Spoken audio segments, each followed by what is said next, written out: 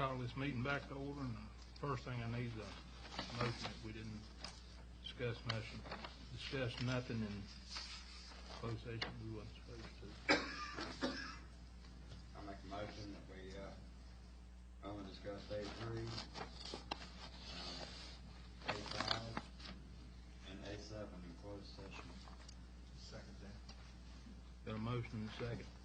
All those in favor, signify by raising your right hand. 6, 1 absent.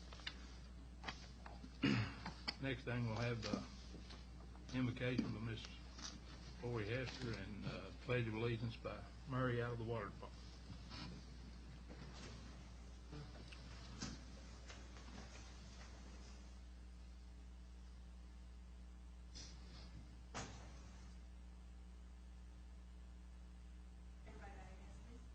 Thank you for this day that you have given us with beautiful weather outside. We just thank you for this opportunity to gather here together. And we just pray that you would just cast your wisdom and knowledge upon the leaders of our county, that they may make the best decisions for us. And Lord, we just thank you also for the military folks that protect our country and give us the freedom that we have to be here, God. And we just thank you for your protection upon them. Lord, we thank you for all the many blessings that you've bestowed upon us. In Jesus' name we pray. Amen. Pledge allegiance to the flag of the United States of America and to the republic for which it stands, one nation, under God, indivisible, with liberty and justice for all.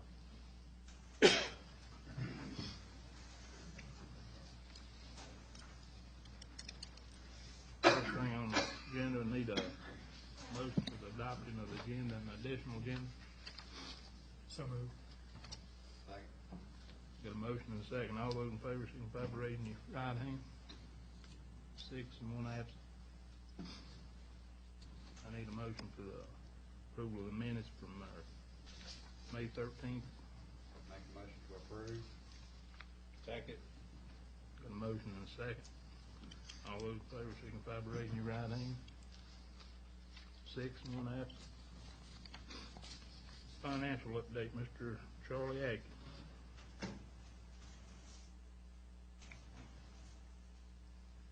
As we come up on the end of the year, as of close of business yesterday, we had $8,208,580 in the general checking account. I believe you have before you the additional agenda, on the additional general fund appropriation request of $6,688,000, which leaves us about $1.5 million less cash in the bank to carry over for the rest of. Please keep in mind that the appropriations tonight does not include the appropriations for the second meeting, the accounts payable we may do at the second meeting, and it does not include the July and August school board payroll, which we will do later on this month. But still, with appropriations we have before you tonight, we'd have $1.5 million left in the bank after the appropriations. Any particular questions on it? Any questions? Thank you.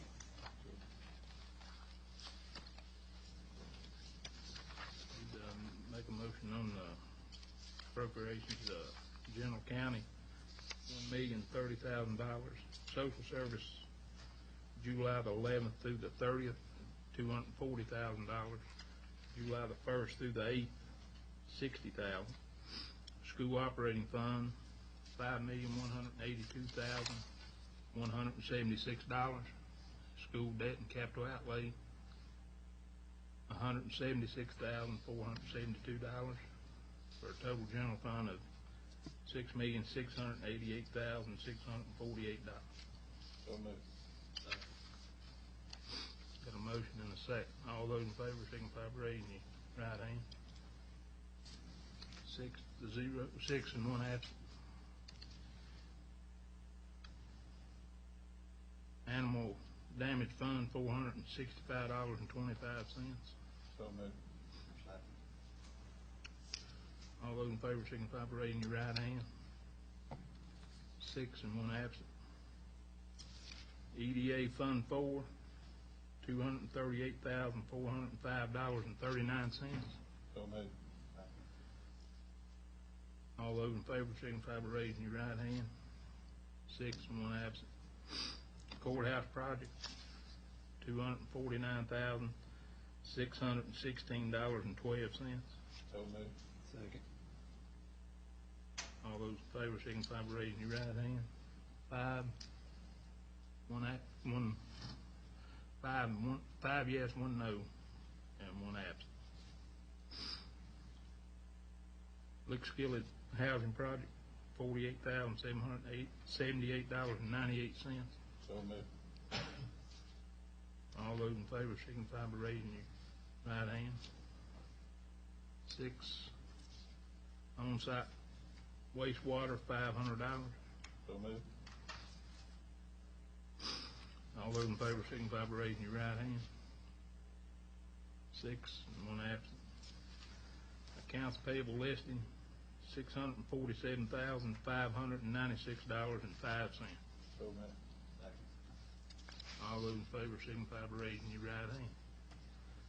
6, and one absent.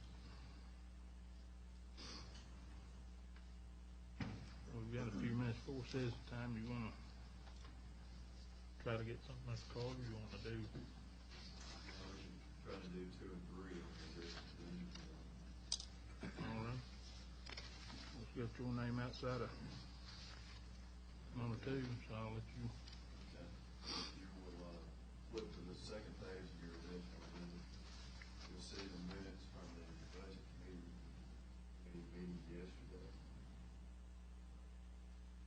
Just to identify, the committee, presented the VRS rate information for fiscal year 15. The rates are going to increase from 12.9% to 12.94%. Group life insurance from 1.49% to 1.32%. These increases were built into your budget as proposed for the year. The committee recommended you accept these rates, recommended for the board consider today. That is a committee recommendation. Any discussion? All those in favor signify by raising your right hand. 6, and one absent. Chairman, while we're on this, if you would allow me to entertain the VRS rates on your regular agenda, because they go hand in hand. Okay. If you will flip to page 17 of your agenda, this is a resolution that accompanies the VRS rate for the coming year. It is the same 12.94%, which goes on what the certified rate is. They just have to put the resolution on page 19 to indicate the county's desire to approve such. By virtue of adopting the rate a moment ago, I would ask the board to, again, approve this resolution on page 19. We will provide the appropriate information in the blanks. We will mark the blank that identifies the certified rate, and then it requires the chairman's signature and the clerk's signature. What's the pleasure of the board? Make a motion, we adopt the resolution, Mr. Chairman. Second. Got a motion and a second. Any discussion? All those in favor signify by raising your right hand. 6, one absent. Well, that gets us up to citizens time. I'll open citizens time. We got anyone signed up?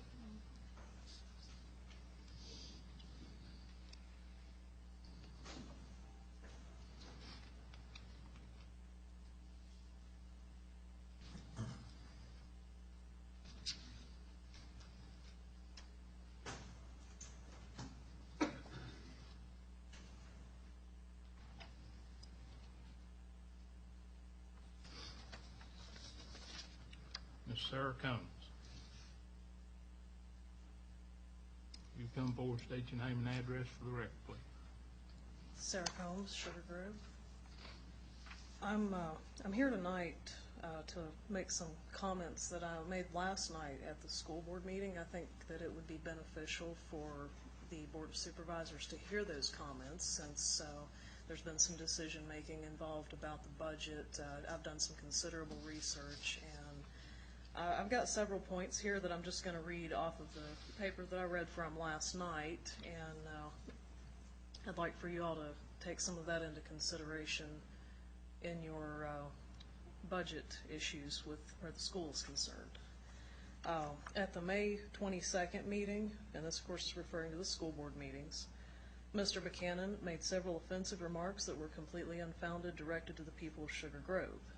He said that we failed to attend meetings and should have been there sooner. Then he blamed our community for the current situation we now face, that is consolidation of Sugar Grove Combined School. As a resident of Sugar Grove and an advocate of our community, I want to make it clear to the school board, Mr. Buchanan in particular, that I disagree. The statements I'm about to make are based on documented facts, not opinions or hearsay.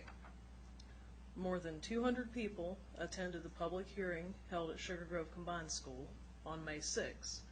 The school board then heard from 17 speakers. Each speaker was applauded by the audience to further reinforce our community's voice and reiterate to the school board our support of those speakers and their commentary. 971 signatures were collected on a petition requesting that no changes be made to our school. This petition was disregarded by the school board, and no discussion of it has taken place from the time it was presented to the chairman on May 12th to the time the vote was cast on May 27th.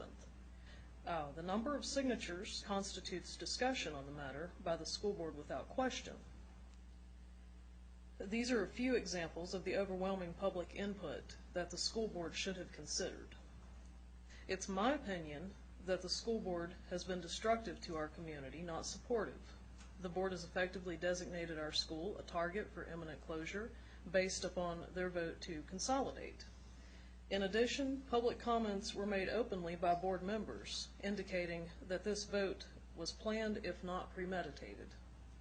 One specific comment is as follows, and I quote, "If you think a personal attack on someone is going to save Sugar Grove Middle School, I hope the good Lord comes back today. May 13th, 2014, 10:15 p.m., end quote. I believe that it is time for changes to be considered by the school board in order to protect what's left of Sugar Grove Combined School and to assure that our community and others in Smyth County will have a school in the future. The facilities master plan study conducted by MGT of America should be renounced and discarded in place of a new plan that does not call for the closure of any of our schools." Those were my comments at last night's school board meeting, and particularly the last part about keeping schools open in our county. I will hope that you will consider that. Thank you. Thank you. That's all I have signed up for citizen time. Is anyone else wishing to speak at citizen time?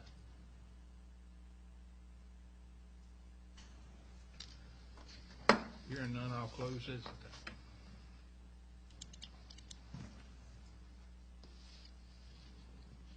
Next thing on the agenda, Ms. Lori Hester.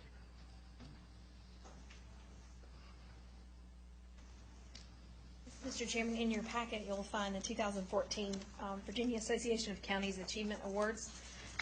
Actually, Mr. Rick Blevins and Mr. Ron Blevins brought this program to my attention and suggested that we apply.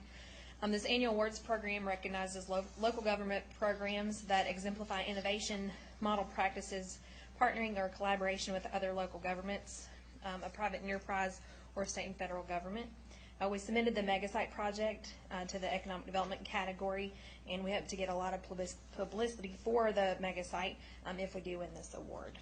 The winners will be announced on August 1st, and the awards will be presented at VACO's annual conference in November in Bath County. So I wanted to make sure you had a copy of this, and I'll be sure to let you know the results of the awards program when I find out in August. The second thing that I would like to speak to you about today, there's a resolution to recognize June as Business Appreciation Month.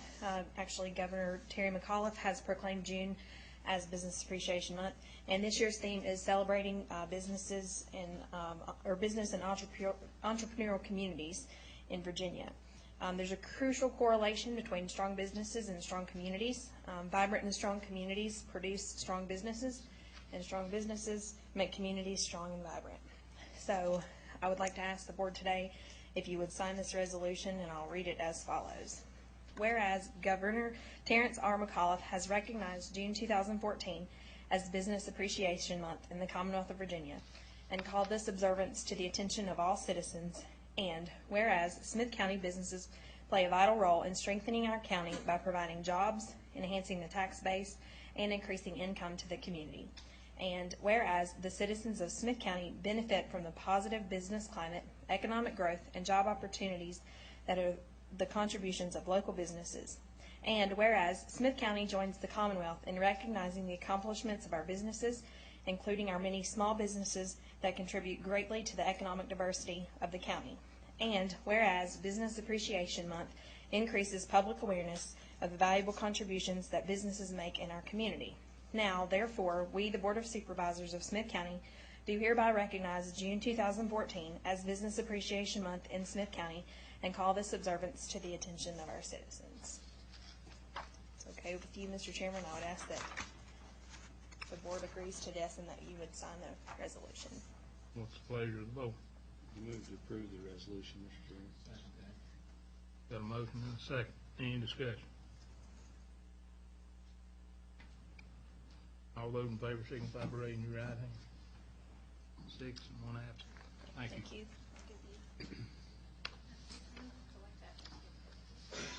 And just so you know, the Chamber of Commerce of Smyth County is going to be having a business appreciation luncheon. That'll be on Tuesday, June the 24th, and they'll actually be at the General Francis Hotel from 12 noon to 1 p.m. And yours truly will be the speaker that afternoon. So if you can make it, please, I'd love to see you there. If you'd like to attend, please let me know. I've got the forms for you to fill out to attend. So, any questions? Any questions? Great, thank you. Thank you. Got a comment though, this was very nicely put together. Thank you. When I came in the packet, I was real impressed by that. Thank you. I appreciate that. Hopefully. So this is to get recognized, I guess, for an economic award. Yes. Also to get the project out in. Yes, there will be statewide press releases and different things talking about the awards. So that's one reason we thought it was a good idea to feature the mega site. So that would kind of give us some free press on that site and hopefully pique some interest in it. And I'd like to compliment Mr. Simpson too. I know he was singled out in here as being a vital player in that. It was real impressive to be involved in the county and have that, to read that. I think a lot of people ought to have opportunity to see that. Great, thank you. And the photos that are included in that award are the most recent. So it's coming a long way. It looks very nice. If you haven't been by there, I would suggest you go check it out. So Thank you. thank you. Saul Rescue Squad, Mr. Bill Garrison.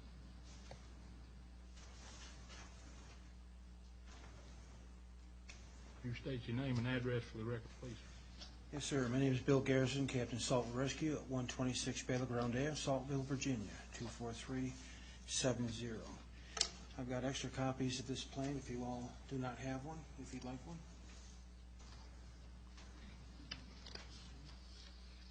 Thank you, sir. Yeah, I've got it.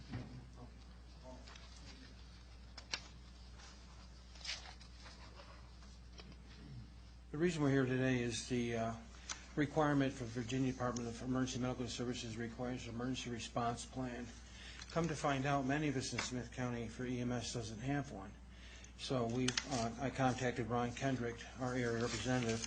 I said, Ron, how do we develop an emergency response plan? And we talked with Charlie Harrington, and the county's developing an emergency response plan currently to incur all EMS responders in the county. But to make us compliant in Saltville, we have to have one now. So we developed one, and the document simply is to provide a standard basis for coordination of emergency response in Smyth County, town of Saltville, to include Rich Valley, the lower end of Washington County, Virginia.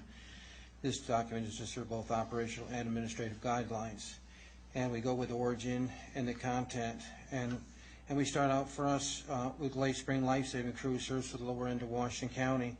Saltville Fire Department is a mutual aid department with us, as well as NEBO. We, of course, we with a Washington County line to Blaine County line in series, Nebo Fire Department, Chihowee Fire EMS, and Tannersville Rescue, the Blue Glass Channel of Smyth County. We do have signed mutual aid agreements with every agency, so we use them quite readily. And we're bounded by jurisdictional response lines that have been predetermined by Smyth County 911, Jan Williams. And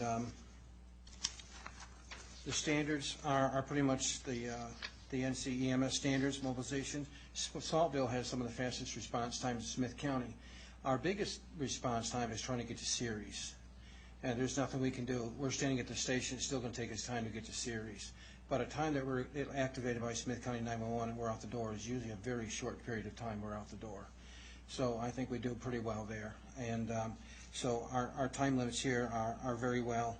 Our alert for extrication equipment, we have our own. We also have NEBO and Saltville Volunteer Fire Department that has equipment. Our dual alerting simply means if we had an automobile accident or something that requires like advanced life support, that we need dual alerting. We'll call two agencies like NEBO Rescue, Saltville Rescue, respond at the same time. For anything up in NEBO, that we respond rescue. If we need assistance in Saltville, we'll have Saltville activated to mutual aid Saltville Rescue. Our procedures for 7 to 5, Monday through Friday, are a little bit different than they are on the weekends because the 7 to 5 is a paid staff. And on the weekends is all volunteer and as well as nights. And we're just trying to get our documentation requirements done. Everything is pretty well laid out. And I'm not sure if you all have any questions, but if you do, I'll be happy to answer any of them. This is what was left over from our licensing requirement. And we've met all the other requirements from Mr. Kendrick. And if you have any questions, I'll be happy to answer them for you. Any questions? I got a comment though, Mr. Chairman, if there's no questions. Go ahead. The Saltville Rescue Squad really appreciates the vehicle that was donated to the county sheriff's department and the people of Smyth County to the Saltville Rescue Squad. It's done very well. It's saved them all kinds of money on fuel and running big trucks for short hops, and we really do appreciate it. I'm on the board of directors of that squad and very proud to be there and proud of that squad and what it's accomplished within the last 6 months. Yeah, we can't thank Smyth County enough. We got the fact we got the car here in the parking lot, it's all lettered up. We use it for emergency response, and I'll tell you, we do appreciate it very much, and we cannot thank you enough. It was the most generous gift for us. Yes, thank you. Any more questions or comments? Thank you. Thank you.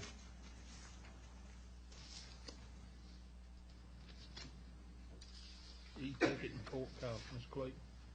Mr. Chairman, the General Assembly passed a new law that permits counties to adopt ordinance to charge $5 for e-summonses or e-ticketing.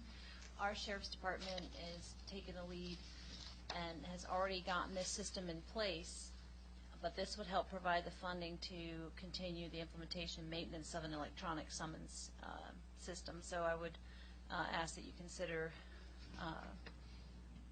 scheduling a public hearing on e-ticket charges, at which point we'll have someone from the Sheriff's Office come and describe our system.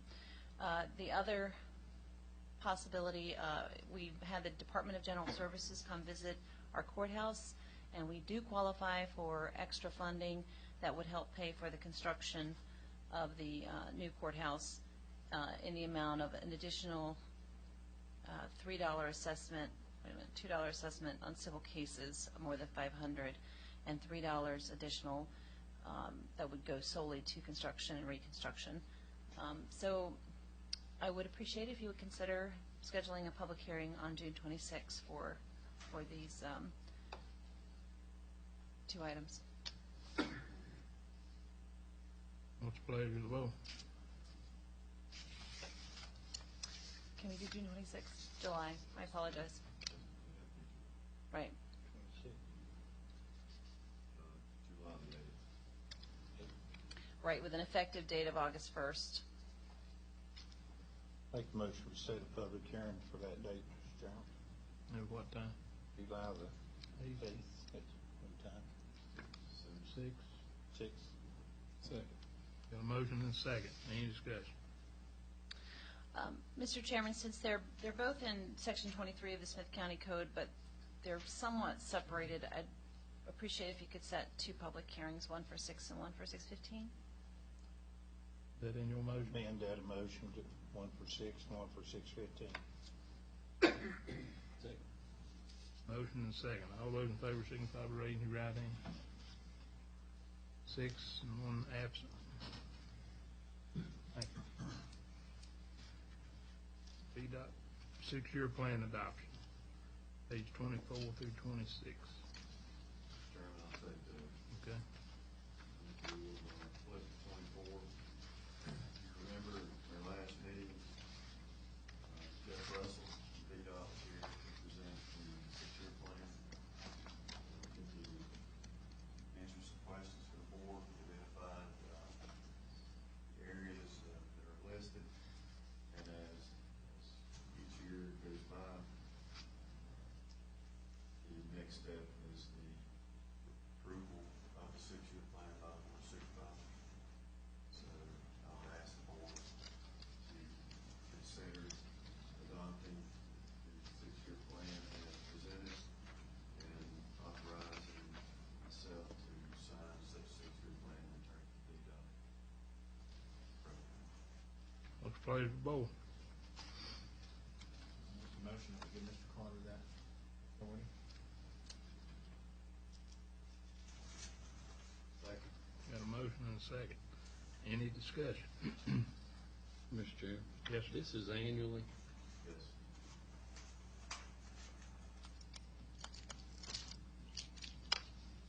Any more discussion? All those in favor signify by raising your right hand. 6 and 1 absent. Festival permit, Conroe Rock Community, set a public hearing. Chairman, I'll also do that. If you look at page 27 of the agenda, you will see the application from the Conroe, Green Cove, Laurel Valley Community Association. They are wanting to have their annual festival on September 21st. It's a one-day event. This is one of those that we actually do get ahead of time, as opposed to just having to set it out. They have complied with the requirements, the ordinance, they've submitted all the information. So I would ask the board to consider setting a public hearing for the July 8th meeting at 6:30 for the purpose of this. What's the pleasure of the board? So moved. Second. Got a motion and a second. Any discussion? All those in favor signify by raising your right hand. 6 and 1 absent. Southwest Virginia Community Corrections Appointment. You gonna take that? I don't know what. I'll say that, so there's a letter somewhere on your desk from Darren Russ, who's the director of this organization. It appears that my appointment expires this month, and I'll give you the opportunity to read those sentences. I ask that you appoint someone to fill that role. I move we reappoint Mr. Carter. Second. Third. Got a motion, a second, and a third. I ain't gonna ask for no discussion. All those in favor signify by raising your right hand. Third. 6 and 1 absent. Thank you. Marion Downtown appointment for the board. I'll take that one as well if I could. That appointment is also coming up. Ron Blevins currently serves in that capacity. I do not want to take that away from you, Mr. Blevins, if it's something that you wish to continue to serve at. If there's a hesitancy. I believe that,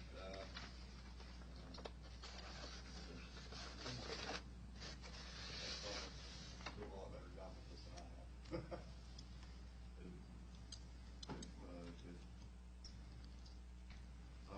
it that way. But I will say that I believe that Ms. Lori Hester is on staff and she is willing to serve in this capacity. Should the board see fit as a worker, so. I'll make that motion. Second. Got a motion and a second. All those in favor signify by raising your right hand. 6 and 1 absent.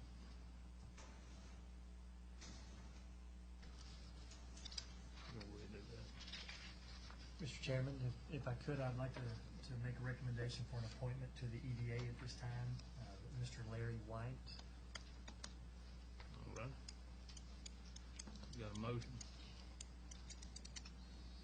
Second. Second. Any discussion? All those in favor signify by raising your right hand. 6, 1 absent.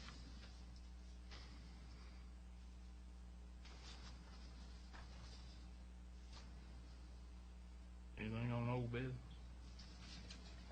I actually have number 3 on the All right, let's, although I'm not Clay Williams. close enough. That's, He is the chairman. As the board recalls, we have been, I guess, pushed as a way to stay in the direction of implementing a stormwater ordinance here in Smyth County. It brings progression. We've already provided the opt-in procedure to include ourselves into this program. We have had a public hearing on the matter. If you recall, there was no one here that spoke.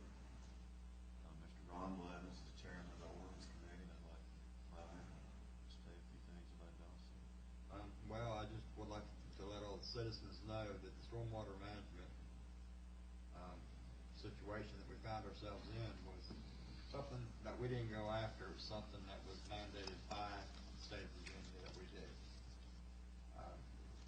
We could have opted out, but if we would have opted out, it would cost more money for the citizens of the county. By opting in, we were able to reduce the cost to the citizens by, I think it was 25%.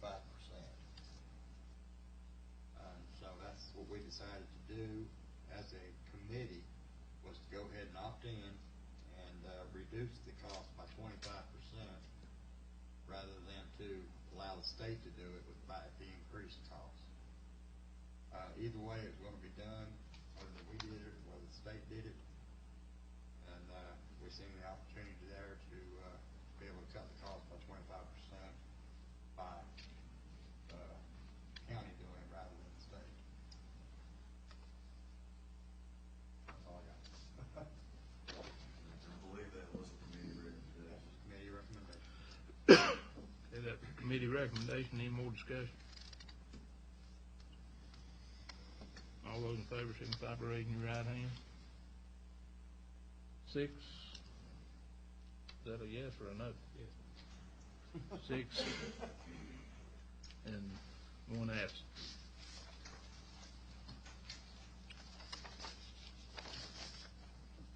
Only thing we've got left, old business. Mr. Chairman, wanted to ask that someone make a motion on a memorandum of understanding between the town, the county, and a developer to extend the agreement till December 31st, 2015. So moved. Second. Got a motion and a second. Any discussion? All those in favor signify by raising your right hand. 6 and 1 absent.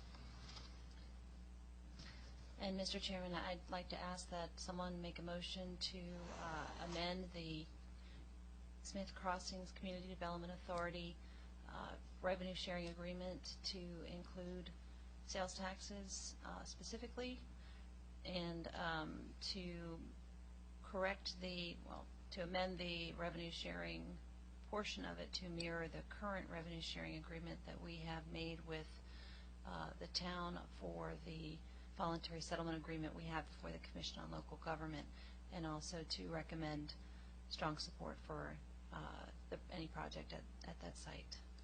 So moved. Got a motion? Second. Got a second? Any discussion? All those in favor signify by raising your right hand. 6 and 1 absent.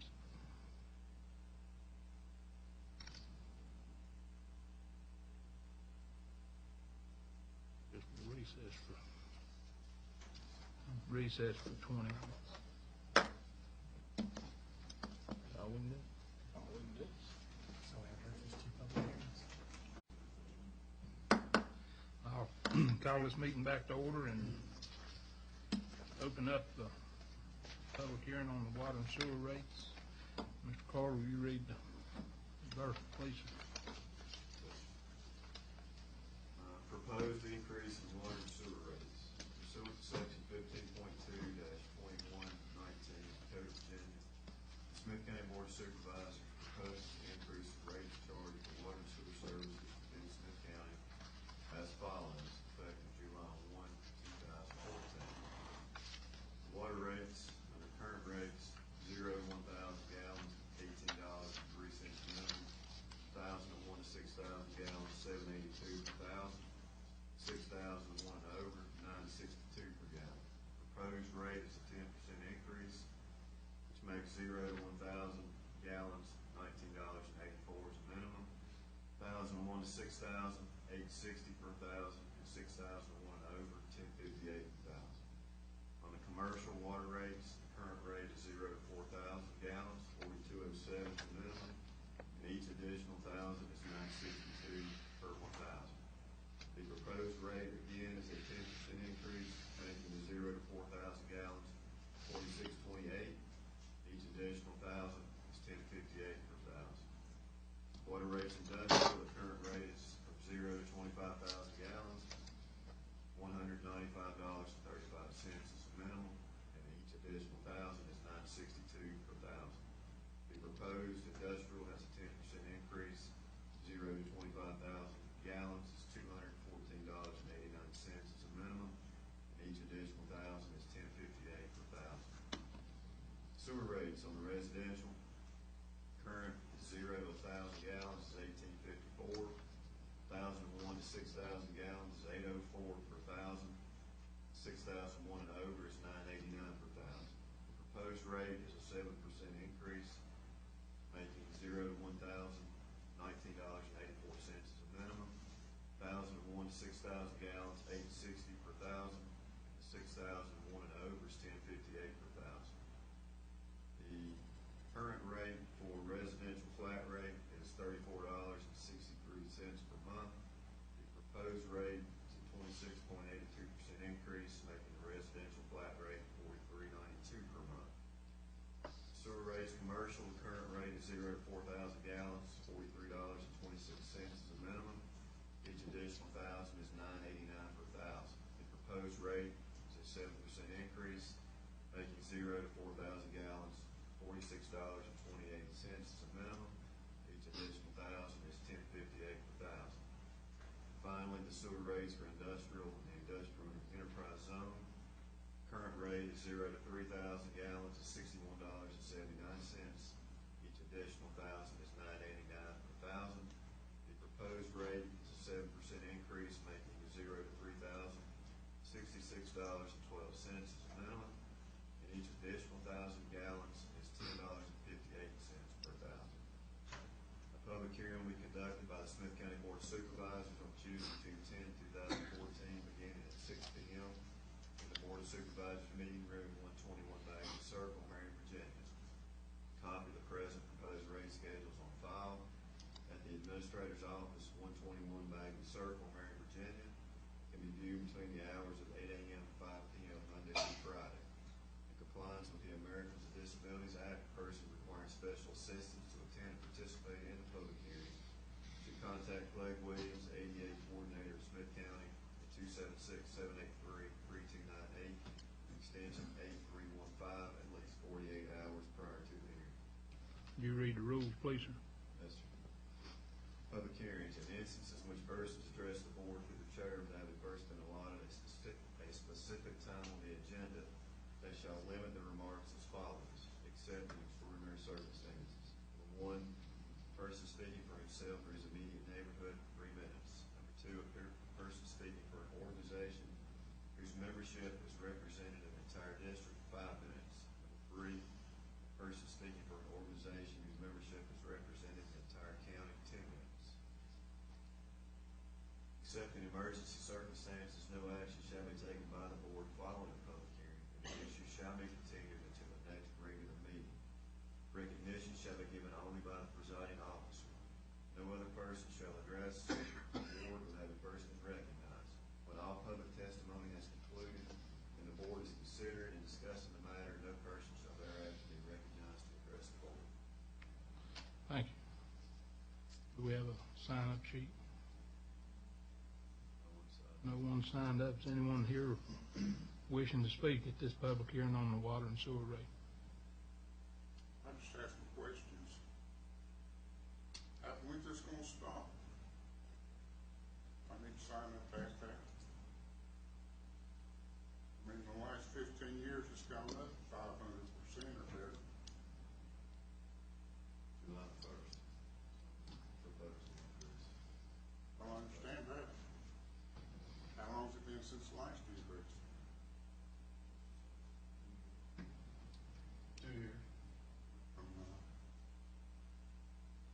We started out at 3,000 gallons at $12. Now we're up to 1,000 gallons for $20.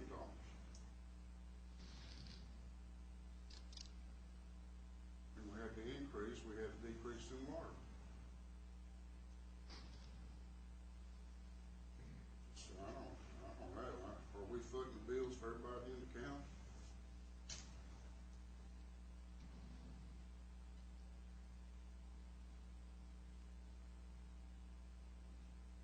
That's when this all started. The tenants was to pay the water bills. Now the landlord's responsible for it. So I understand we're changing back to the tenants now, aren't we, or in the process or something? But if the tenants get the landlords are still responsible for the tenants. This don't seem fair to me.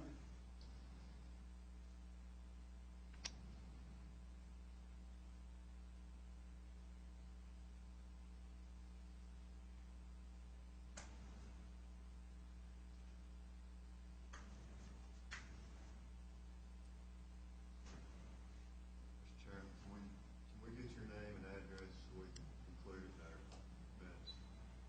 My name's Alvin Jones. 310 Dry Run.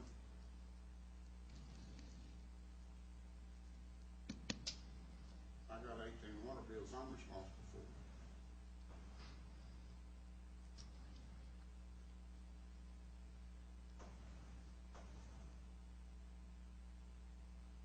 And sewer bills is one wrong with it.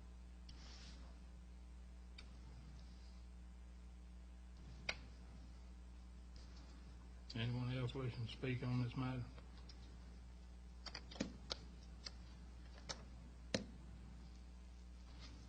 Hearing none, I'll close this public hearing.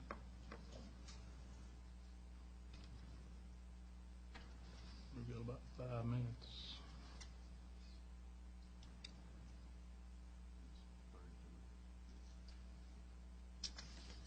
Page 33.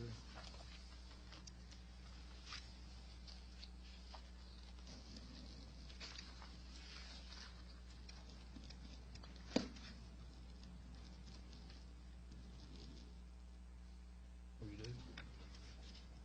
Did I?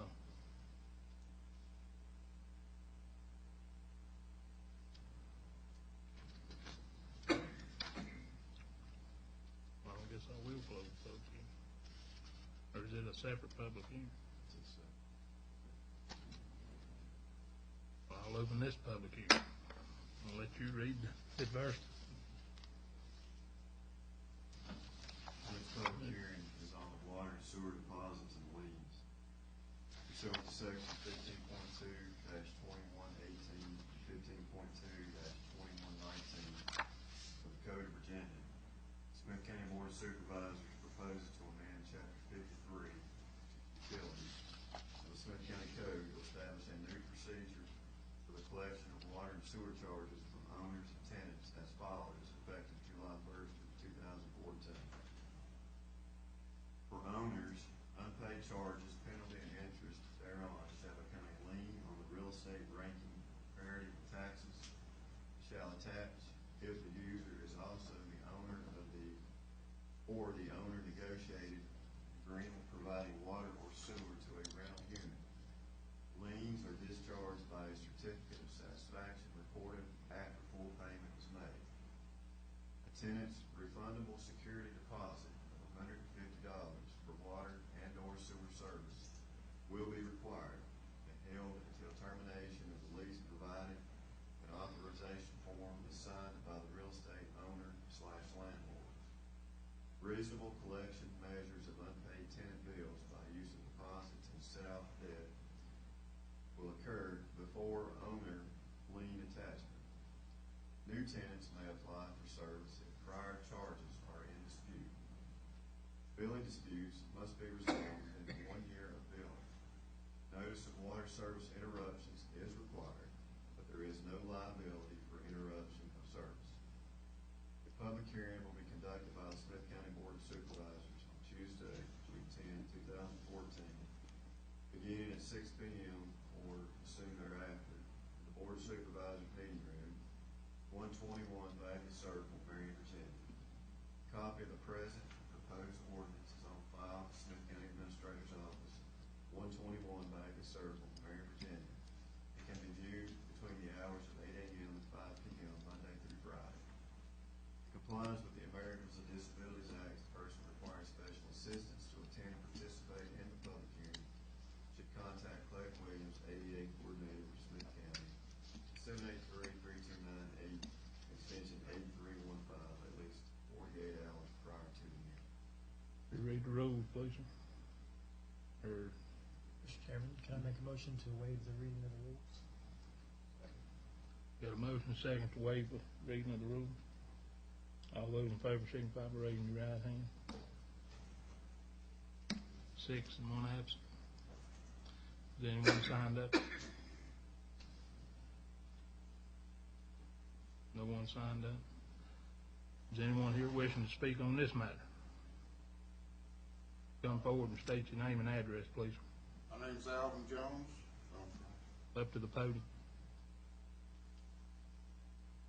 My name's Alvin Jones. My address is 310 Dry Run, Marion, Virginia. On this here is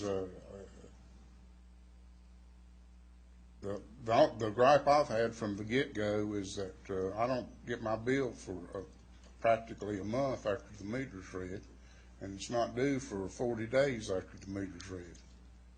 And if I got to pay the bill, I'd like to know what it is pretty well so immediately, especially if I have to pay a $500 or $600 or $800 bill. It's not just one bill I'm talking about. When I got 18 that I have to keep up with, I don't. If they read on the 1st, I feel like the bills ought to be out by the 5th, and they ought to be due by the 15th instead of waiting a month and a half. That's one of my gripes, especially when here I have the opportunity to lose plenty of money if one person can cost me a lot.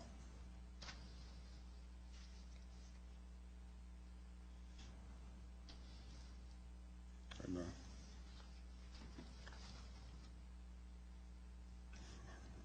I don't know what else to say. I mean, I don't get no feedback back, or. This is a public hearing. It's for the public's input for us to listen to. So that's it. I just take my concerns out the door and they're forgotten about, or? No, they're not forgotten about. But we take the public's input on these public hearings, and then our committees Well, I just, go over. Water and sewer committee meetings are open, so. Mr. Jones, I'd be happy to talk with you about the new water ordinance ma'am. if you'd like to discuss it. well, can I ask another question? Is, okay, if you're gonna start charging these, am I grandfathered in at my bills now, or what? Are these just for new hookups? The deposits? Deposits are for new hookups. Okay. Thank you. Thank you. Anyone wishing to speak on this?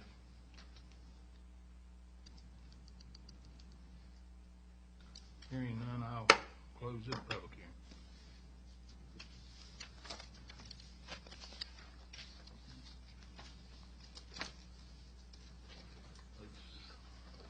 Past 6:15, I'll open the public hearing on the county budget. Would you read that? Bertha, please. Notice of public hearing on the proposed Smyth County budget for fiscal year July 1, 2014, July 30, 2015. Pursuant to 15.2-2506 of the Code of Virginia as amended, public hearing will be conducted by the Board of Supervisors on the budget for informative and planning purposes in the Board of Supervisors meeting room, 121 Bagley Circle, Smyth County Office Building, on Tuesday, June 10, 2014, at 6:15 or soon thereafter, at which time any citizen of the county shall have the right to attend and, subject to rules and procedures, the Board of Supervisors to state his or her views. The budget is for informative and physical planning purposes and will not be approved, adopted, or ratified by the Board of Supervisors on Tuesday, June 10, 2014. This budget synopsis is prepared and published for informative and physical planning purposes only.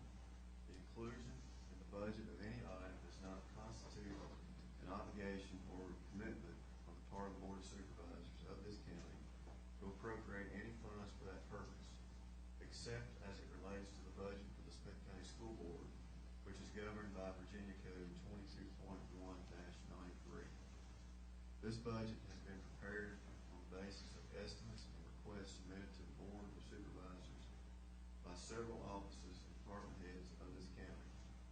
There are no allocation or designation of funds of this county for any purposes until there have been appropriation for that purpose by the Board of Supervisors. Full copy of the proposed Smyth County budget is on file at the office of the County Administrator, 121 Bagley Circle, Suite 100, Marion, Virginia, and may be viewed during regular business hours, 8 a.m. 5 p.m. Monday through Friday. What I'd like to do is go down to the totals on each of the revenues and expenditures, and should anyone like more description, I would be happy to provide that.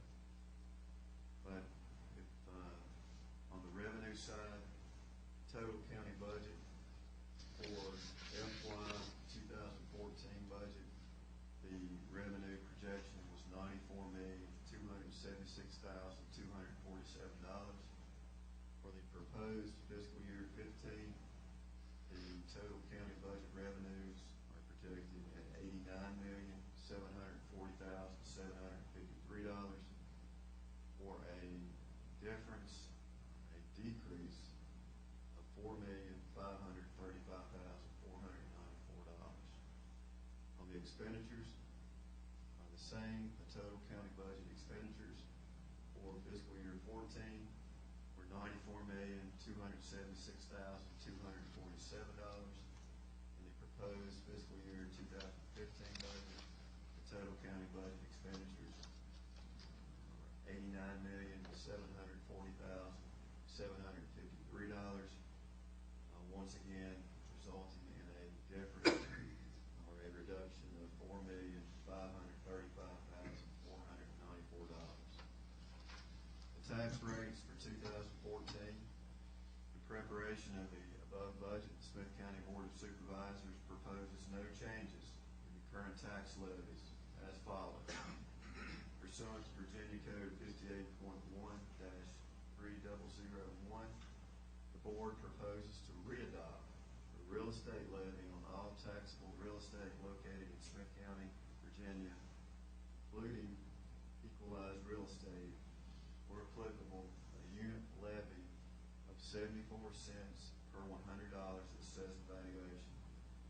Tax on tangible personal property and tangible personal property of public service corporations, except rolling stock of corporations operating railroads, a unit levy of $2.30 per $100 of assessed valuation.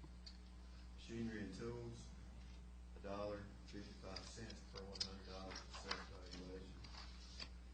on category 23, which are trucks used in interstate commerce over 10,000 pounds, a unit levy of $1.55 per $100 of assessed valuation. Tax on merchants' capital, a unit levy of 40 cents per $100 of assessed valuation. An airplane tax of $1.40 per $100 of assessed valuation.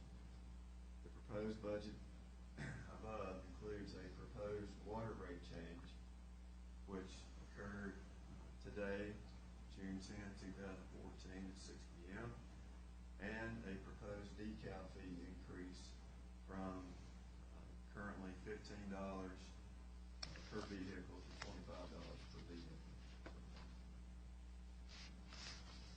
You read the rules, please.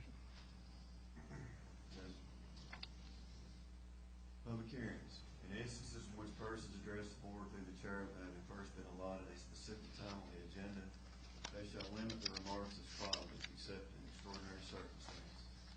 Number one, a person speaking for himself or his immediate neighborhood, 3 minutes. Number two, a person speaking for an organization whose membership is represented in the entire district, 5 minutes.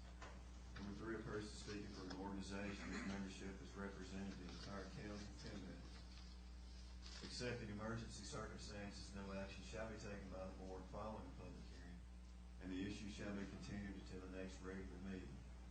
Recognition shall be given only by the presiding officer. No person shall address the board without having first been recognized. When all public testimony is concluded and the board is considering and discussing the matter, no person shall thereafter be recognized to address the board.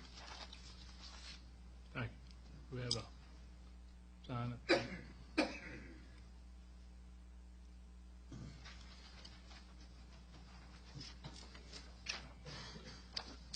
Kristen Huntee Barnett.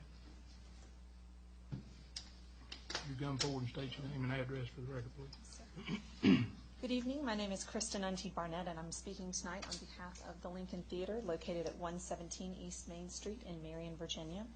The Lincoln is a 501c3 nonprofit arts organization that serves the Smyth County community. The Lincoln has been active since 1988, when I was in the 3rd grade, and the citizens of this community banded together to save the historic structure of the theater. They raised funds, they volunteered for activities, and they worked in shifts to clean, paint, and restore the unique architecture of the Lincoln. Those volunteers had the vision for what the Lincoln would become, a leader for the arts and an asset of tourism, not only for Smyth County, but for our region of Southwest Virginia. Other than our 2 major outdoor recreation venues, Hungry Mother State Park and the Mount Rogers National Recreation Area, which are funded at the state and national levels respectively, the Lincoln Theater is Smyth County's #1 tourism asset, but we do not receive funds directly from Smyth County Tourism. Each year we draw over 10,000 visitors to more than 40 productions. Those numbers are growing due to our expanded and diversified programming. The people who come to the Lincoln are dining in our community, shopping here, buying gasoline here, staying overnight here, and visiting other tourism assets right here in Smyth County. This number does not reflect the hundreds of tours we conduct or the hundreds of performers and additional staff members that come into our community for our performances. The Lincoln is bringing people to Smyth County, people who are spending money, people who are contributing to our tax base, people who want to come back and visit again, and people who want to move here and be a part of our community.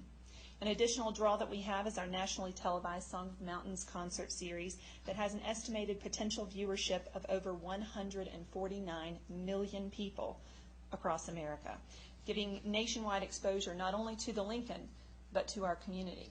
Yet we do not receive funds from PBS to do this. And while the Lincoln is a top asset and an economic driver for Smyth County, we do more than bring outsiders in. We also provide services to the citizens of our community through the development of programming for arts, culture, education, and entertainment.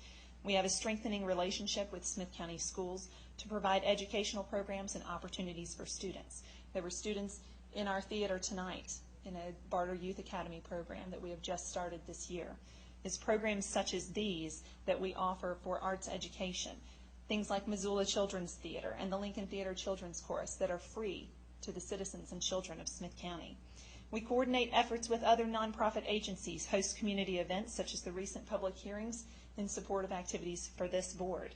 We provide cultural experiences to maintain affordable opportunities for arts education and arts for our citizens. We are also a partner with Smyth County Tourism, developing marketing materials on their behalf, participating in promotions, and representing Smyth County Tourism and Smyth County at conventions to recruit group tours to come to all assets of Smyth County, not just the Lincoln Theater. In 2014, the Lincoln Theater is celebrating our 10-year anniversary of our reopening. Our schedule of programs is better than ever before, and we are pleased to have the continued support of members of our community. Like all nonprofit organizations, one of the things the Lincoln must do is seek sponsorships, get creative with fundraisers, and apply for grant opportunities, something we work on a daily basis. Last year was the first time that the Smyth County Board of Supervisors elected not to provide any funding for the Lincoln Theater. In fact, it was after we appealed at the budget hearing, such as we're doing tonight, that we found out that our grant application for the Virginia Commission for the Arts Local Government Challenge was never submitted for consideration. This year we were very disappointed in the board's decision to deny our request to apply for the VCA Local Government Challenge grant. The goal of this grant program is to engage the local governments in providing arts opportunities for the citizens of their communities. The grant offers matching funds of up to $5,000, meaning that even if this board were to allocate a smaller amount, say $100, it would be doubled. By denying this request to participate in the application for this grant, the matching opportunity is lost. But that behind us, the Lincoln Theater still has a request in with this board for funding at the level of $5,000. This small amount is more than repaid by the tax revenues, not only paid by our visiting patrons, but paid by the Lincoln Theater. Yes, we do pay property taxes to Smyth County. And in 2013, that amounted in over $4,000, nearly the amount that we have requested. The return on the investment of $5,000 is far more than the measurable tax revenues. It is apparent in the partnerships, programs, and promotions that the Lincoln provides for Smyth County. I invite you all to come to the Lincoln if you haven't been there recently. Experience the things that we have going on. And I hope that you will consider building a stronger partnership with us in the future and supporting the programs and the opportunities that serve your constituents. Thank you. Thank you. Ms. Sarah Gillespie.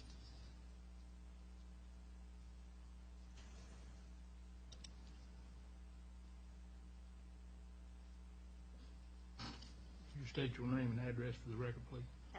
Sarah Gillespie, and I'm representing the Smyth County Chamber of Commerce, and our address there is 214 West Main Street, Marion, Virginia. I wanted to just take a moment to introduce myself. I haven't met many of you. I am the new director. I'm not sure how long I can say that, but I'm going to go for at least a year. That I'm the new director of the Chamber, and we're making a lot of changes. I want to thank you for your consideration of our budget increase. We have not asked for an increase since around 2007, and the purpose of our request is to help support some additional programs that we've begun doing. The top of those programs will be, this fall, we'll be doing a Smyth County Small Business Boot Camp. That boot camp will mirror much of what's happened in Marion to make their downtown very successful and full. But we'll take that and focus more on the Chilhowie area and the Saltville area. We'll still be a partner with the Marion boot camp, but the other two towns need to recreate that to fill their downtowns. I don't know if you've been to Saltville lately, but it's very sad to see all the empty buildings downtown, and the same thing with Chilhowie's Main Street. So that's one of the programs that we're really excited about. We've got a lot of really good partners for that, and I think that we can really use that to build sustainable businesses in our county that will also drive tourism. We're working on a regional grant right now that will also help us to partner with other people so that we have conducive signage and things of that nature to drive all the trails that we have, whether that be hiking trails, biking trails, or horseback riding trails. We also have a lot of fishing opportunities. I'm sure you all have seen the new brochure that's come out and things of that nature. So we will be driving places such as restaurants, outfitters, gas stations, things of that nature that can really help to bring tourists here and give them something else to do, somewhere else to eat, somewhere else to spend their money with us. Another program that will need a lot of support for is one of the biggest issues that small businesses have is being able to afford advertising. And if no one knows where you are or what you're doing, then you don't know how to go spend your money. So the Chamber is working with the Smyth County News as well as the Saltville Progress to offer affordable advertising to our small businesses. That's something that's going to start next month. You should start seeing that in the newspapers. And it's a greatly reduced rate so that our businesses can actually afford to advertise. And we'll send those circulars not just to the Smyth County area, but we'll be branching out throughout the month to areas in Washington County and Bristol as well, so that everybody in Smyth County that spends their money at Exit 7, maybe we can get some of those people to come up here and spend their money in our downtowns as well. A third thing that we're doing to really support our small businesses are monthly small business workshops. Those are driven by the request of what small businesses let us know that they need. If they need help with how to run QuickBooks, if they need help with how to do a cash flow, things of that nature that is just a little something to them, but it really makes their business that much more successful. Then the Chamber finds people that can offer those workshops and provide those. And more importantly, we're trying to do that for free for them, because another thing that they have an issue with is finding funding for those trainings that are often so essential to helping them continue to grow and thrive. A fourth thing that we're really working on and very excited about is working with the tourism department and Ron and Kitty Barker at Virginia Tourism to a rebranding of Smyth County Tourism, so that we can give ourselves the image of the outdoor mecca that we are, with the state park in our backyard, with all the trails that we have with the back of the dragon, things of that nature, so that people begin to see us as a destination. They want to come here and be our temporary taxpayers. They can spend money in our restaurants, shop at our stores, and sleep in our hotels, and spend their money here and give us the best of all worlds by giving us extra revenue. Another thing that we're really focusing on that doesn't so much require extra money, but it's very important to the Chamber, that we work to build our communities to have them work together a lot more. I'm originally from Rich Valley, so it's really important to me that we not only focus on the towns in Marion and Ohio and Saltville, but also on those outlying areas such as Rich Valley that sometimes gets left out when you're thinking about planning and doing things. So we have worked to put together committees that would pull our festivals together so that they can work together and be stronger and cross-promote, and a farmers market committee so that all our farmers markets can work together to put the word out more about what we're doing, and to give our farmers more ample opportunity to sell their produce and their items, and for people to be able to shop locally more often. So a lot of different programs like that. I feel like I've kind of tried to come in and hit the ground running and get myself involved in anything people will let me be involved in. And I'm really excited about the opportunity, and I thank you all for the support you currently give us and for considering giving us additional support. And if you have any ideas or suggestions on things that we can do, I'm always open to hear them. Thank you all. Thank you. Mr. John Green.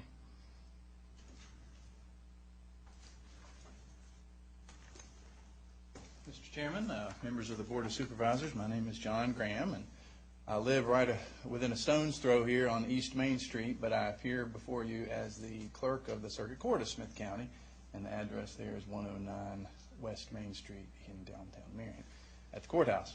I appreciate the opportunity to address you tonight, and I feel it's really important for me to be here, so important that I left Lake Junaluska, North Carolina, about 4 or 5 hours ago to drive back. And I'll be going back there as soon as I finish addressing you for a Methodist retreat of some sort.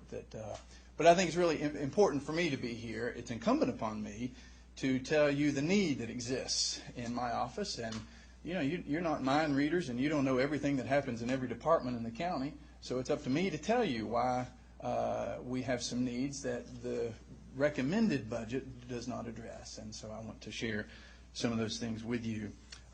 Mainly in 3 different categories. The first are postal services, and last year, or this current fiscal year, our budgeted amount has been $4,500, and I requested the same amount for next year, but it was cut to $4,300, and I know that doesn't sound like very much, but I'm going to be over my allotment this year by a few $100s, and I hate to be over and know I'm going to be over next year.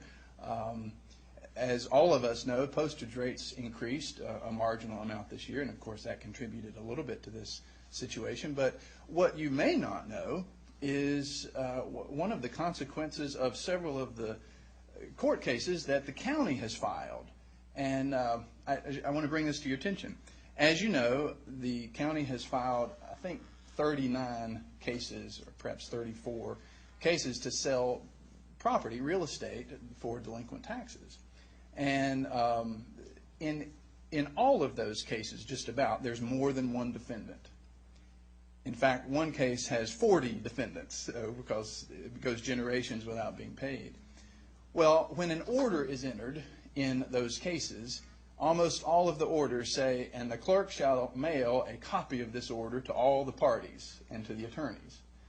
And so, for instance, in one case, which I brought kind of the note here from me, there are 40-some defendants. The first order that was entered was oversized, so instead of being 49 cents, it was 67 cents to mail, and we had to mail it to 40-some defendants, and there will be at least 3 orders in that case. And there are 30-some cases that the county's filed, and I anticipate, after learning from Tom Burkett, that there will be more to be filed. And so, that's something that you probably didn't realize, that we're spending more and more postage money to accommodate. I mean, that's part of our job, and I don't begrudge that, but that is something you probably didn't realize. And I need more funding to satisfy my statutory duties and the duties imposed on me by the court orders to mail out those orders. The other thing, though, that I want to bring to your attention is something that is a new request, and it's a backscanning project that we have undertaken.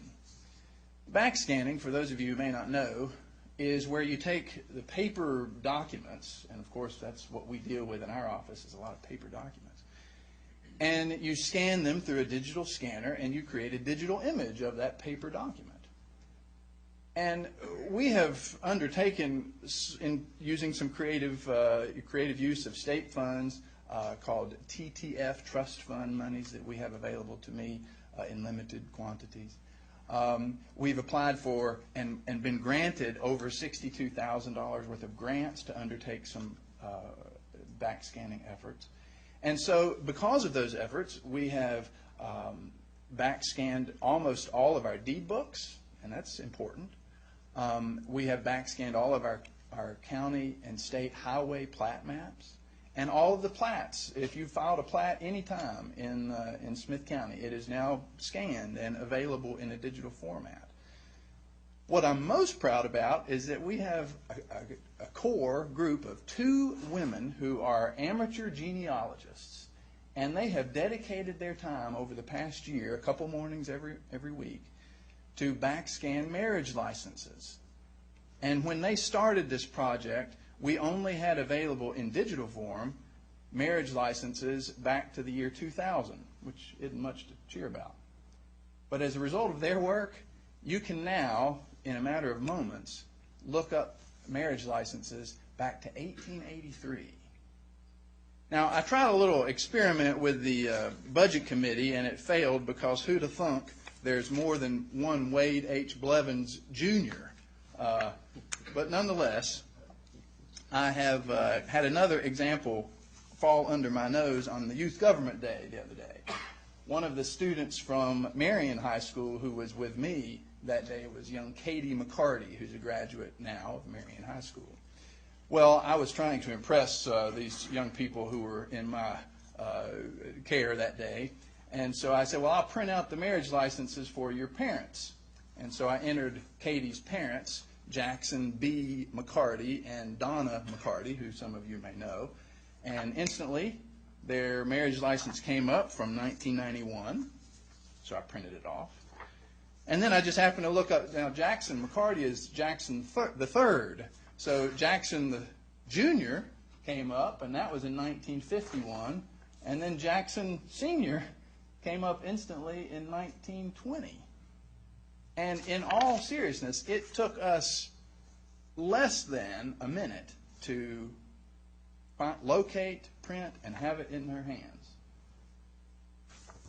What that means compared to what it used to be, that would have taken at least half an hour to index them and then to unroll them as they're these especially old ones.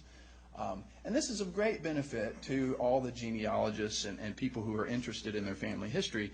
And perhaps that's easy to see how that is of benefit to them. But let me also point out kind of the more fundamental reason why this is an important project. You may not realize, and that's why I'm here to tell you, is that in my custody, in my care, is every marriage license that's been issued in Smyth County since 1832. Every will that's been probated in Smyth County since 1832 is in my care. And we're one fire away from losing an awful lot of those. I mean, the truth hurts that we are. And by digitizing these records, by digitizing the records that we have back to 1832, which include the marriage licenses, completing that project, they're going to do that as volunteers, but completing all the wills and all the criminal cases, and we've only got back to 1980 on that. My predecessor destroyed a lot of those other records pursuant to statute. But we have every original civil case back to 1832. So I want to digitize, to backscan all those resources and have a backup in the awful event of a disaster, which would destroy some of those records. So that's an important piece of the puzzle here. And yet another reason why the backscanning project is important is because as these records become more accessible in their digital format, not only does it increase the efficiency with which my office can operate to locate these documents for people, but what it also does is it allows me to provide an alternate site. When the courthouse construction actually impacts my office, which is 2 years down the road, the renovations take place in my office while we're working there. And so as it is right now, you've got members of the public who are going to be walking through the clerk's office to access these records. If I make them digitally available at another site in the courthouse, which is already renovated, well, that avoids them having to walk through the dangerous construction zone. And that's something that I think would be a benefit to the public and as a safety concern for all of you. The last issue or the request that I will have, perhaps I should say this first. I have requested $15,500 to begin that 2-year process of backscanning those records. And so, frankly, I don't know how much it will take. Candidly, I don't. But that will help us move along the process that has already begun. The last item that I'm going to mention is the line item 9005 on the committee's budget. It's referenced as specific use. It really could be called general use. It was, in many respects, a discretionary fund, which allowed me some flexibility to pay for expenses that came up, and important ones. And the clerk, including my predecessor, Mr. Warren, had been entrusted with some discretion. And an expectation that the county had was that we would exercise mature discretion before spending funds out of that budget. And this past year, I didn't use all those funds. In fact, only used a few $100s of them out of $2,000 that was allotted. And as it is now, as the recommendation sets forth, I'm to get no funds in that specific use category. And I think you don't want to incentivize a use it or lose it operating concept. I think it's much better to operate on a system of trust where, you know, if I haven't given you some reason not to trust me, I hope that you will entrust me with some discretion. In years past, we have never spent more than just a few $100s out of that line item. There's always money, I guess, returned back to the county in that in that way, but it's something that, knowing we had that cushion when things come up, knowing that we had that ability, that flexibility, is important to me, I guess mainly for just managing my office, because otherwise we're bare bones. Well, I don't envy the important work that you do or the work that you have before us, but I certainly appreciate the opportunity to address you tonight. And I've got letters here. If I may approach, Mr. Chair. May I? The original for you, and I guess a copy for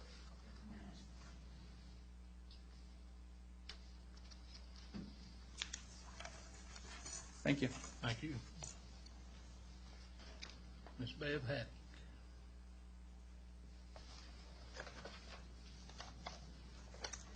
My name is Bev Haddock, 779 Meadow Drive, Marion, and I am a board member with the Smyth County Humane Society. And I also have some things to give you to kind of go along with, if I can approach.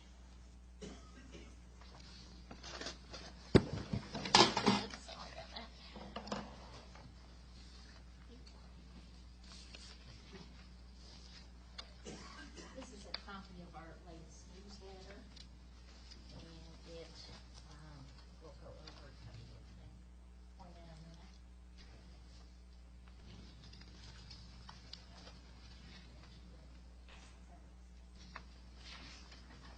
I do want to thank you for allowing me to speak to you this evening. I know that you all are in a difficult situation, as all municipalities are, along with a lot of individuals and companies in terms of economic difficult times. I've been coming before you all for several years now and see some new faces. So for those people who are new, I'm just going to reiterate quickly what our purpose is. We are a 501c3, and we serve the entire county. Our main mission is to raise money and assist with the spay-neuters of animals for families that can't afford to have their pets spay or neutered themselves. We do this in conjunction with the Margaret Mitchell Clinic in Bristol, which is a low-cost spay-neuter clinic, and we run the transports that go back and forth twice a month, occasionally 3 times a month, depending on what the numbers are for that month. We also work closely with the county shelter and animal control in order to get adoptable animals that are strays out of the shelter and keep them from being euthanized. If you're not familiar with the animal control numbers, I actually, if you'll turn to page 3, have the animal shelter numbers there in the yellow chart. They're pretty amazing, and as you can tell, have been very, very high through the years. We're very proud to say that since we've been working with Margaret Mitchell Clinic since 2008, you can look at the chart there at the top and see that both the total intakes have been going down as well as the total number of euthanized animals in the shelter. We're very proud of that, and we were exceptionally proud that last year there was such a dramatic increase in the euthanasia rate, with 41% there that's mentioned. In 2012, we actually helped with,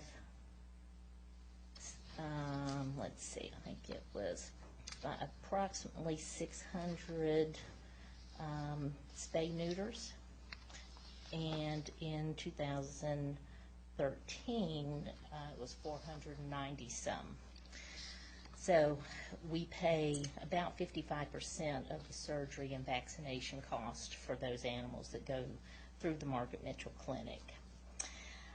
We have asked for money in the past for matching grants. This year, 2 of our grants are drying up. we can no longer apply for them, and that's why we're coming back to you all. If you will take a brief look at the highlights on the front page of our newsletter, you will see that not only it talks about our spay-neuters that we've helped assist with, but also the numbers for the intake that have decreased and the decrease in the euthanasia. And it also tells you how many hours just the board of directors. We have 8 people on the board, and we put in 2,800 hours last year total. So we're a busy board, a very active board, and we like to work very closely with animal control. We've also worked very closely with the rescues in the area, Promised Land, and Appalachian Animal Rescue. And this past year, we were fortunate enough to have a rescue from Washington, D.C. contact us. They actually looked on the internet for shelters in the Appalachian area who had such high kill rates that it was very concerning. And they chose us and asked us to partner with them. And they have been helping assist us get animals out of the shelter, get them vetted, get them spay or neutered, get them groomed, and then they transport them all at their cost back to the D.C. area where they find homes for them and follow up on those. I actually had a foster for them the last 2 weeks, left on the shelter transport on Saturday.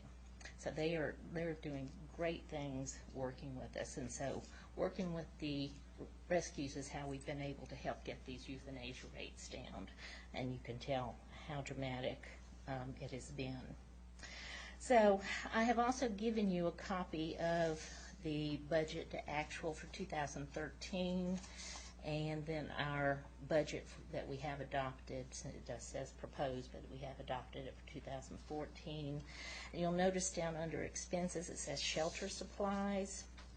We actually, for many years, have been providing the collars and leashes and cardboard carriers and things like that for people who adopt animals who don't bring them with them because they hadn't planned on it maybe at the time they came to the shelter. We provide all of those supplies, and with the number of adoptions increasing, of course that expense has increased. It used to be anywhere $25 to $150 to $500, and now it's up to $1,500. And so we are asking that perhaps that you all could take over at least that amount that to help us out. So again, we appreciate the dilemma that you're in, but we also, as a 501c3 that serves the entire county and the animals of the county, would like to ask for your support and want to keep you aware of what we're doing and how we are helping to benefit the county and the county's animals. Any questions? Thank you. Okay, thank you. Trevor Castle. And Pam Hall, y'all doing this together? We're doing it together. Okay. Check you both off. Just state your name. I'm and Pam address. Hall, and it's 1249 Colbert Drive, Marion, Virginia. My name is Trevor Castle, and thank you all for having us. We are with Brain Injury Services of Southwest Virginia. We are a small nonprofit 501c3b organization, and we provide case management services and life skills training services in this county and 20-some other counties from Bristol to Roanoke. And I do want to start off by saying we were not funded by you all last year, and there are many items that attribute to that. And so we were before you again requesting funding, and kind of want to give you an idea of what we do and a little bit of how our funding works, just so you can go in knowing all the necessary information. So we provide case management do you want to get the? I sure can. Okay. She's going to hand you out some stuff so you can maybe look through it as I speak. And our case management services are for people who have a traumatic brain injury of some kind. It can be from a stroke, head trauma from a car accident, anything like that. And they have to have a brain injury in order to receive our services. And our services are 100% completely free. And it's not a billable service. We do not bill Medicaid or any other funding source for our services. We rely, 64% of our budget comes from the Department of Aging and Rehab Services, and of course the money we get from them comes from how much they get from the state. So when the state budget is delayed or reduced, or there's any problems with that, it affects them, then it affects us. But 64% of our budget comes from them. Everything else, or more than a third, we rely on localities, grants, things like that. And we work one-on-one with people to help them achieve whatever their goals might be. We help them get back into school, whether it's college or even high school or middle school. I have a client who was missing part of her skull, and it was not safe for her to go back into the school system, and so she was assigned a homebound teacher. So I work with her on getting her equipment and the equipment she needs to recover, and her IEP meetings with the school to see what we need to do to get her back in the school system so she has all the advantages of everyone else. And then people who need to apply for benefits. Recently talked to a benefit specialist at the Department of Social Services and was told, I don't know, Mr. Castle, if you've seen the new Medicaid application. It's 14 pages long, and as a benefit specialist, it confuses me. So you might imagine how one person by themselves know their support system is supposed to know when to fill it out, when to turn it in, and how to do it, how difficult that would be. So, I mean, those are just very few of the situations where, Pam, would come in. And we're the only ones who work in this area. And so, I mean, we provide a service in that regard beyond any measurability. The impact that we strive to have on people. We also have the CLIC program in which we go into the individuals, because a lot of times the brain injury clients will isolate themselves. They think just because they look normal on the outside that if somebody sees them they will know something's wrong. And so they will isolate themselves. So what we have done, and I have one of these, but this is called CLIC, and it's the Community Connection Program. We actually take computers we've got through the Johnson & Johnson grant. We got monies and funding to buy computers. We take those and place them inside of brain injury clients' houses. And then twice a week they sign on to a 3-hour support group, which has helped not only them with their socialization, but it's helped their cognitive. We're seeing that it's helped their memory. It's helped it, they'll do budgeting, they'll do problem solving. Also, we have a contract with the Virginia Wounded Warriors program, where the service people returning from the war that have a brain injury, as soon as the Virginia Wounded Warrior sees that, they will check at the top and they will call us to refer that brain injury client. I just have one that went to work at the prison. So we're helping these people become, go back into the community and become productive again. And then, I think that I'm proud of this. Part of my heart is in this. It always will be. It's free services. And we just ask that you all consider our proposal, for next year. If not, we'll see you again next year, Wade. Right. So, I mean, we're not going away. We're going to be here, and we're here for people within our community. Do you all have any questions for us? Thank you. Thank you. Thank you for listening. That's all I have signed up. Is anyone else wishing to speak? Come forward and state your name and address for the record, please. My name is Tracy McCarty. I'm representing the SCALE program, which is 214 West Main Street in Marion. And I hope you'll judge me by my passion and not my punctuality. I apologize for not signing up.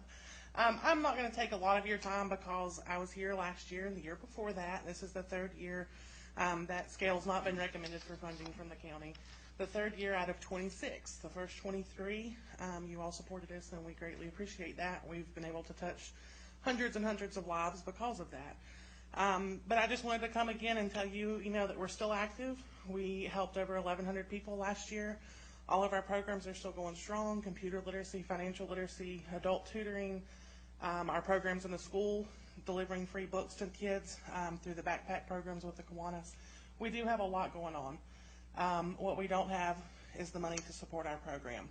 I've just spent the day with United Way, and Virginia Highlands United Way increased their support last year of our program, which helped a little bit from the deficit from the county, but it's not enough. And after 3 years, our savings account has gone down and down. And unfortunately, I don't know if I'll be here this time next year to come to you all and talk about this program and ask for your help. So we really do need the county's support. Our board is facing a decision this year whether to cut the program part-time or to dissolve the program entirely. And I really hate that for our county because we do have a lot of great services and we help a lot of people. And I know you all have big decisions to make with budgets and you do a lot of great things, but despite any new businesses that we bring in, economic development, tourism, which are all very important things in our county, if we don't take care of our own, if we don't educate our own, then our people are not going to be able to get these jobs. And I think the services we provide help people to get their GEDs. 24% of adults in this county don't have a GED.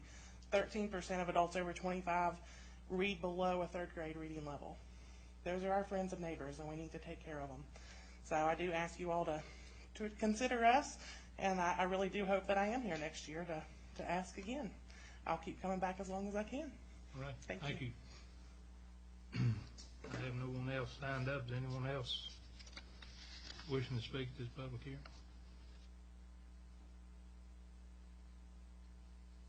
Hearing none, I'll close this public hearing.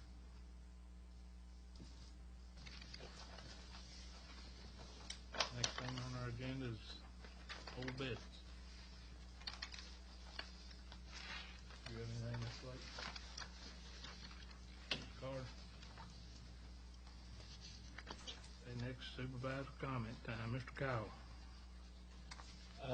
Well, we got a little bit of good news. The company I work for, Texas United in Saltville, is two companies over there, United Salt and Saltville Brine, which is the part that I work for. We got approval from the EPA, DMME, and the DEQ to drill 10 more salt wells. It'll take us probably a 5-year period to do that. It costs $3.5 million each, which is a total investment maybe within the next 5 to 8 years of $35 million. So the company's moving on, and if they get that going, they'll probably have to expand their plant or build another plant. We can't keep up with demand. We got the best problem you can have in the world right now. We can't make enough salt. We produce 24 tons of salt an hour, and it's sold 6 months ahead. So things are looking up. Maybe in the future it'll be a lot better. Thank you. Thank you. Mr. Dishner. Yes, sir. Mr. Rick Blatt. Mr. Chairman, I would just like to say I appreciate everybody coming out that was here. I know I've had conversations with other board members. I find public hearings very frustrating. I understand the rules. But I just would like to just take a second to address the water sewer comments that were made. In the proposed budget that we have this year in Smyth County, the water and sewer department for Smyth County, it would be a balanced budget for the first time in many years. The comment was made, are the rates increasing? Are they funding other aspects of the county? In all reality, the Smyth County Water and Sewer, the county has been funding the Smyth County Water and Sewer participants.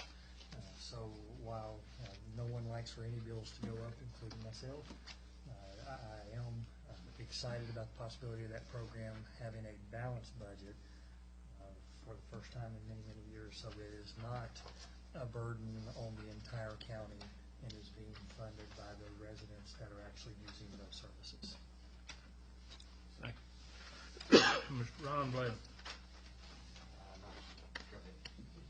Mr. Blake Frazier.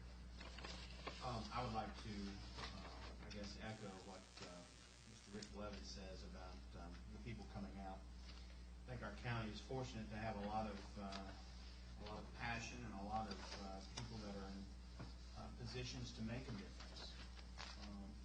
We find ourselves as a county in a position where we will have a balanced budget for the first time in many years.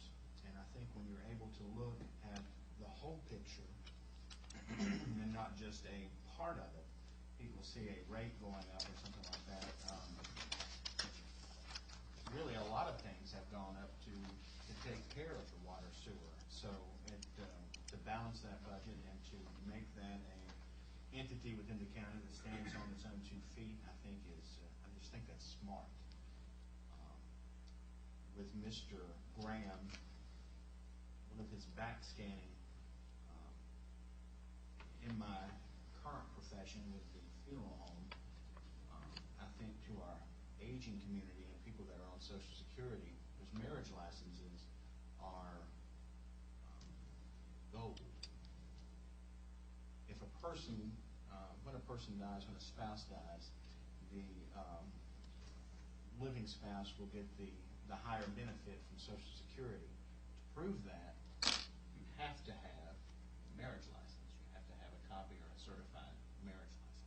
So the efforts that his volunteers are providing, not just his office, but our county, are, you can't put a price on that. And I think our folks in our county should commend John Graham for the work that he's doing. And I just think that I'm proud to be in Smyth County. I think we've got a board that is focused and trying to put problems on down the road. I think we're trying to tackle those now. And we've got a good opportunity with good things in our horizon. So thank you. Thank you. I see nothing on our agenda about what day. I know we got to have a continued meeting. 6 to 7.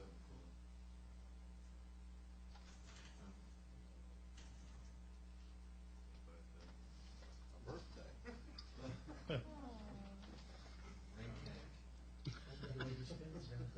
Yeah. I'll be here. So there is a joint meeting with the planning commission. So we will have some additional items after that hearing for the board to consider, including adoption of the budget.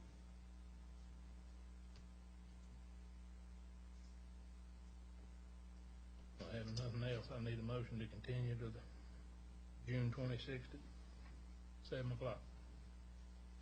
So much. Motion second. Everybody in favor, raise your right hand. 6 and 1 absent.